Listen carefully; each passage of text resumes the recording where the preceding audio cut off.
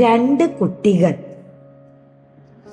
ഒരിക്കൽ ഒരിടത്ത് ഒരു മരം വെട്ടുകാരൻ കാട്ടിലൂടെ അങ്ങനെ നടക്കുമ്പോൾ ഒരു കുട്ടി മെല്ലെ തേങ്ങി തേങ്ങി കരയുന്നത് കേട്ടു.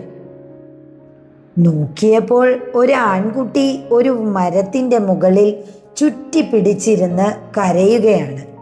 കാര്യം ചോദിച്ചപ്പോൾ അവനെ ഒരു പരുന്ത് കൊത്തിക്കൊണ്ടുവന്ന് മരത്തിന്റെ മുകളിൽ വെച്ചതാണെന്ന് പറഞ്ഞു. മരം വെട്ടുകാരൻ അവനെ ഇറക്കി സ്വന്തം വീട്ടിൽ കൊണ്ടുവന്ന് തൻ്റെ മകളോട് അവനെയും ഇനി വളർത്തണം എന്ന് പറഞ്ഞു. അവർ തമ്മിൽ വളരെ സ്നേഹമായിരുന്നു. മരം വെട്ടുകാരൻ്റെ വീട്ടുകാര്യങ്ങൾ നോക്കിയിരുന്ന കിഴവിക്ക് ഇത് ഇഷ്ടമായില്ല. ഒരു ദിവസം രാത്രി ആ കിഴവി കുറെ വെള്ളം കോരിക്കൊണ്ടുവരുന്നത് പെൺകുട്ടി കണ്ടു. ചോദിച്ചപ്പോൾ കിഴവി പറഞ്ഞു, പിറ്റേന്ന് മരം വെട്ടുകാരൻ പോയാൽ വെള്ളം തിളപ്പിച്ച് ആൺകുട്ടിയെ അതിലിട്ട് വേവിക്കുമെന്ന്.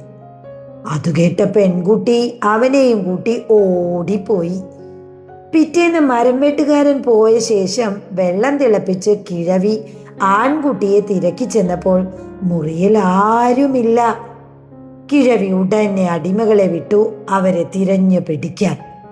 അടിമകൾ വരുന്നത് കണ്ട് പെൺകുട്ടി ആൺകുട്ടിയോട് പറഞ്ഞു, എൻ്റെ കൂടെ നിൽക്കണം, എന്നാൽ ഞാൻ നിന്നെ ഉപേക്ഷിക്കയില്ല. ആൺകുട്ടി പറഞ്ഞു, അങ്ങനെ തന്നെ. പെൺകുട്ടി അവനെ ഒരു റോസാത്തോട്ടമാക്കി. അവൾ ഒരു പൂമൊട്ടുമായി മാറി. അടിമകൾ കുറേ തിരഞ്ഞു തളർന്നു. ഒരു റോസാത്തോട്ടവും പൂമൊട്ടുമല്ലാതെ ഒന്നും കണ്ടില്ലെന്ന് തിരികെ ചെന്ന് പറഞ്ഞു. കിഴവി അത് കേട്ട് ദേഷ്യപ്പെട്ടു.